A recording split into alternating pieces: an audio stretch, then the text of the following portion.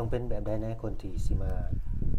เป็นครูชีวิตของเจ้านี่นะก็เป็นคนดีเบิ่งแยงครอบครัวได้เบิ่งแยงเขาได้เบิ่งแย่งเจ้าได้เนาะแม่น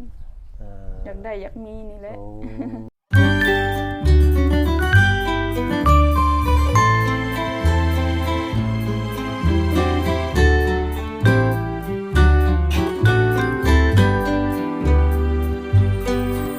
อ้อมยิ้มอยู่ สบายดี สบายดีก็หนึ่งก็สบายดีเนาะหลายคนก็แค่เห็นแวบแรกก็น่าจะถืออกถือใจแล้วละเนาะสำหรับคนที่ว่ามัก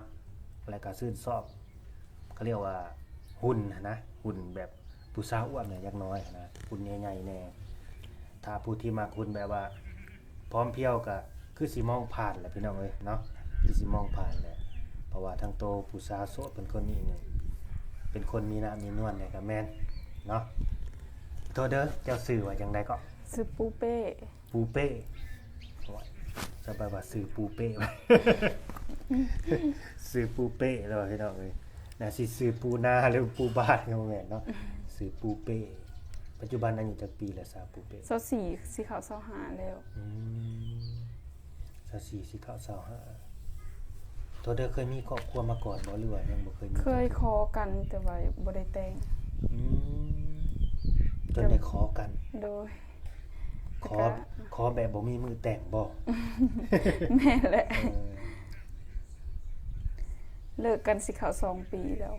โดยเป็นอะไรคือได้เลิกได้ลากันเพิ่นไปเฮียนแล้วก็เฮาก็ขอไปหาเงินอยู่ไทยแล้วก็เดี๋ยวความห่างกันแหละโดยหนึ่งมันไปเฮียนแม่นผู้หนึ่งก็ไปหาเงินแบบนี้แม่นก็ขายแบบว่าหันหลังให้กันเลยเนาะแม่นต่างคนต่างไปทำหน้าที่ของไผของมันนะโดยและต่างคนต่างไปเจอคนใหม่บ่บาดนี้หรือว่าจังได๋บ่เฮาก็บ่ได้เจอแล้วเพิ่นก็ไปเฮียนแล้วก็มันก็ห่างๆกันเนาะเพราะว่าเฮาโทรหาเพิ่นก็บ่ค่อยรับจังซี่นะแล้วก็บ่ค่อยลมบ่ค่อยอีหยังนำเฮาก็เลยตัดสินใจหย่าโดยรุ่นราวคราวเดียวกันบ่กับเจ้าใหญ่กว่าเฮา2 ปีเพิ่นไปเฮียนหยังอะน่ะเพิ่นเฮียนทหารเฮียนเฮียนอยู่ต่างประเทศบ่หรืออยู่ในบ้านเฮาอยู่สวรรค์นี่อ๋อแบบโทรหาก็บ่ค่อยว่างบ่ค่อยมีเวลาแม่นบ่ค่อยรับแม่น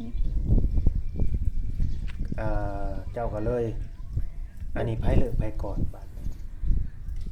มันห่างๆกันเพิ่นหั่นแหละอยากเลิกก่อนแล้วเฮาก็เลยตัดสินใจเลิก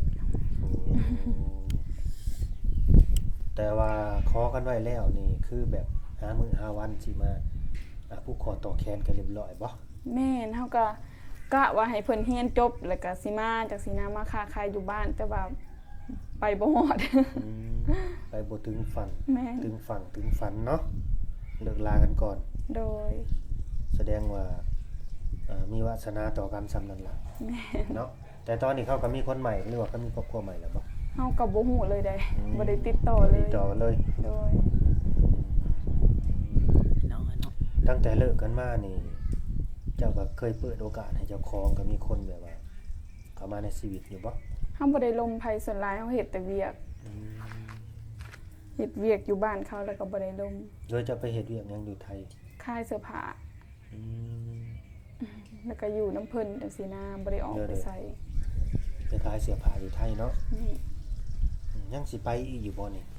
กะว่าให้อีพ่อเราดีขึ้นพุ่นแหละเราเป็นประดงลงเพาะแล้วเราย่างบ่ค่อยได้นะแล้วก็เบาหวานนี่เลย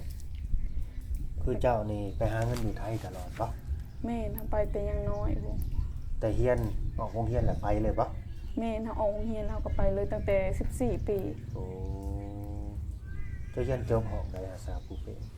ป.4 สิเข้าป.5แล้วเฮาก็ออกไปหาเงินอันนี้ขออนุญาตถ่ายเบิ่งเงินเจ้าได้บ่ได้อันนี้เป็นน้ำผักน้ำแห้งเจ้าแม่นบ่แม่น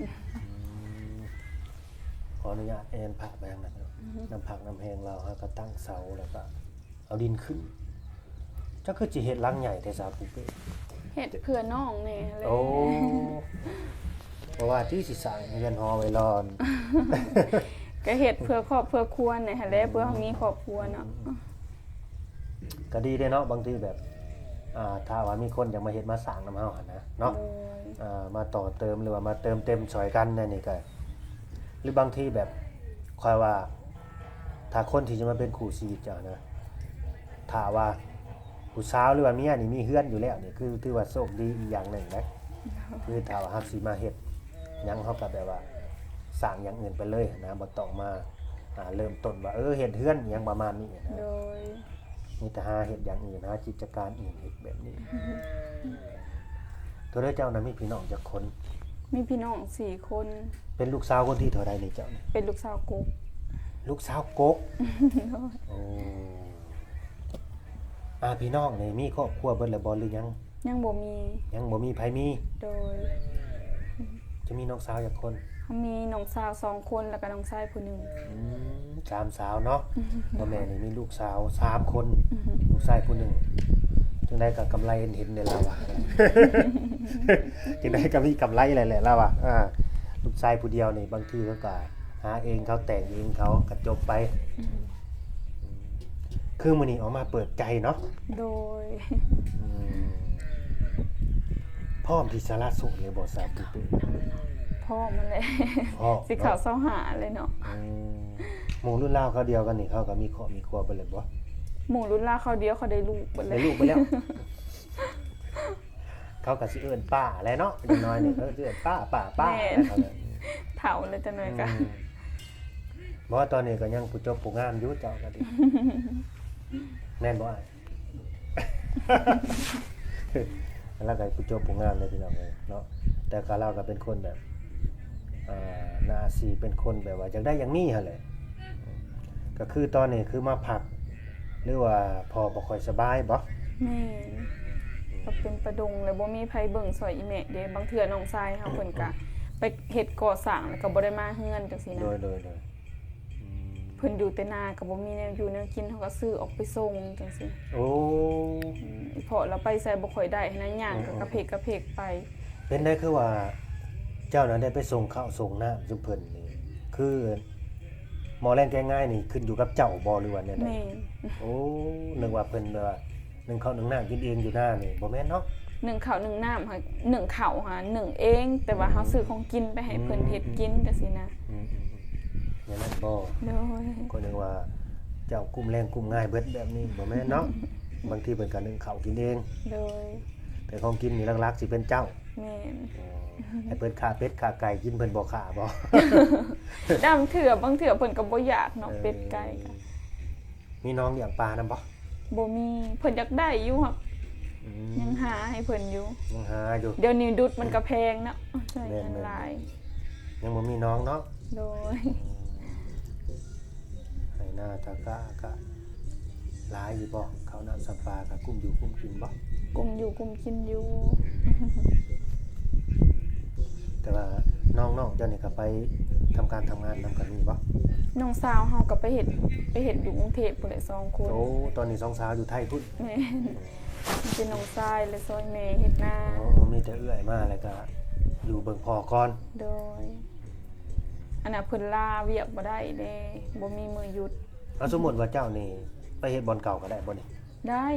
เพิ่นก็ให้ไปเฮ็ดตลอด โดย เฮาอยู่น้ำเพิ่นดนแหละนะ บ่แล้วบ่อนไปทำการทำงานนี่บ่มีคนใดที่ว่ามาโดนใจถึกใจจะบ่หนุ่มๆนี่นะ บ่ได้ออกไปใส่ ขายเครื่องแล้วก็เฮ็ดเวียกกว่าสิได้นอนก็จน 9:00 น 10:00 นแหละ จะมีผู้ชายในสเปคอยู่บ่ บ่มีได้ บ่มีเนาะต้องเป็นแบบใดแน่คนที่สิมาเป็นคู่ชีวิตของเจ้านี่นะ ก็เป็นคนดีเบิ่งแยงครอบครัวได้เบิ่งแยงเฮาได้ บางอย่างเจ้าได้เนาะ แม่นอยากได้อยากมีนี่แหละ โอ้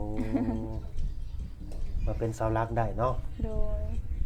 มาเป็นเสาหลักมาเป็นผู้นำเจ้า โดย พาเฮ็ดพาหาพาเฮ็ดพาสร้าง โดย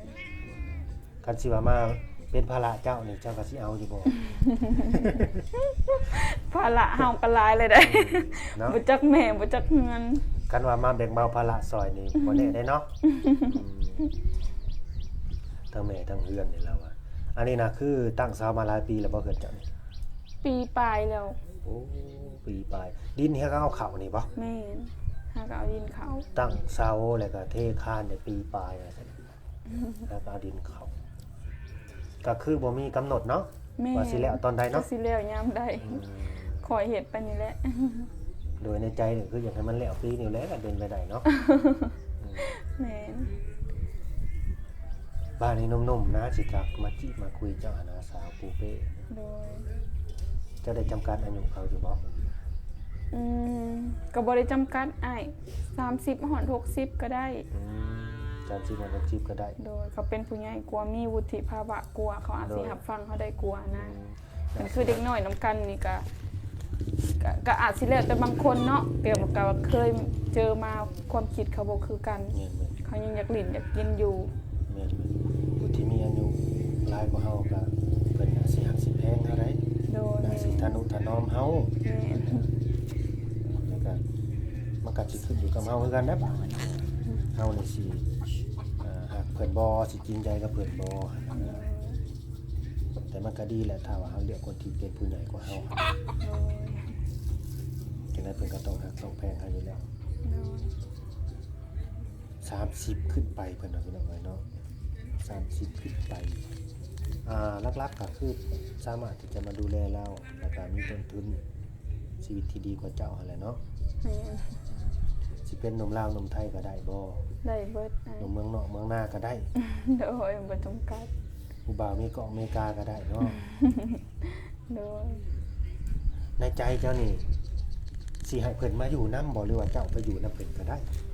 เฮาเที่ยวไปเที่ยวมาได้ แต่ว่าเฮาไปอยู่กับเพิ่นเลยก็ยังบ่ได้เพราะว่าเฮายังค่าพ่อค่าแม่อยู่หั่นน่ะ อีกอย่างเจ้าของก็เป็นลูกสาวผู้ใหญ่เนาะ แม่น ลูกสาวกกนี่นะ อยากใช้เวลาอยู่กับพ่อกับแม่ก่อนนะ ก็แม่นแหละพี่น้องเอ้ยถ้าจะเป็นผู้ใหญ่เป็นเอื้อยหมู่หั่นนะก็ต้องเป็นแบบอย่างให้น้องๆเนาะเป็นแบบอย่างที่ดีได้ล่ะแบบอย่างบ่ดีให้น้องๆสิตามแล้วก็มีเหตุผลอันนี้ก็ดี ตอนนี้ยังมันมีคนในใจเนาะ บ่มีอ่ะ เพราะว่าเฮาเข้ามานำหลังนี่บางทีแบบที่ว่าเพิ่นเปิดใจก่อนหน้านี่นะพี่น้องเอ้ยเนาะแล้วบางทีเราอาจจะมีน้ำนมทักเข้ามาเว้าคุยแล้วก็อาจจะถืออกถือใจเรานี่นะอาจจะมาเขาเรียกว่า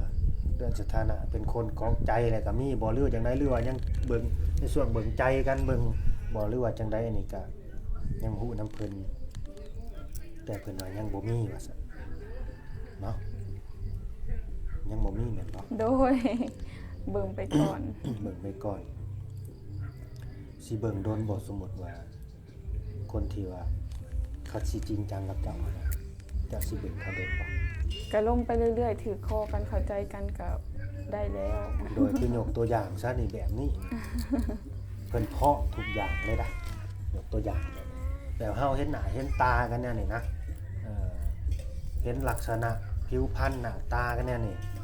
พอเป็นไปได้บ่ห้ามได้บ่แบบนี้สิบ่รังเกียจกันบ่แบบนี้นะและสิดูใจดนบ่แบบนี้คือความหมายนะ คือยกตัวอย่างคือซ้ำนี่นะจะสิเบิ่งใจดนบ่ เฮานี่บ่ แม่น กับเบิ่งไปก่อนนี่เลย คือเพิ่นมาหาแบบนี้ล่ะ โอ้คันมา ตาแบบนี้ เที่ยวมาหาอีสันก็สิมาเบิ่งก็ได้อยู่ นี่มาเบิ่งหน้าเบิ่งตาเดี๋ยวจะเห็นกันเด้ โด อย แม่นสิโทรหากันคอหากันน่ะอยู่ไสเป็นจังไดอยากไปเล่นไปหาเด้อหักยังบ่ว่างยังไปบ่ได้เทื่อหนึงยังคางานลางานบ่ได้เนี่ยนี่สิหาโอกาสไปดอกบางคนก็นัดแล้วนัดอีกนะนัดบ่มาจักเทื่อก็มี โดย มันก็มีหลายมุมมอง โดย แต่เจ้านี่คนที่เดี๋ยวนี้นะมีอยู่บ่คนถามมาแบบว่ามาคุยแหละสิมาหาเจ้านี่ว่า บ่มีแต่มีแต่ทักมาแล้วก็ถามแบบว่าเพิ่นก็ถามเรื่องพ่ออีสันจังซี่นะแต่ก็ความเป็นอยู่ซื่อ โดยแต่ว่าอยากไปเล่นไปเที่ยวหาเจ้าเด้อยากไปเบิ่งตัวจริงอยากไปเบิ่งบนอยู่บนเศร้าเลย ๆยังบ่มีอะ บ่ นะ มีเนาะ โดย ยังบ่มีเด้อพี่น้องเด้อแล้วก็บ่มีบ่แบบว่า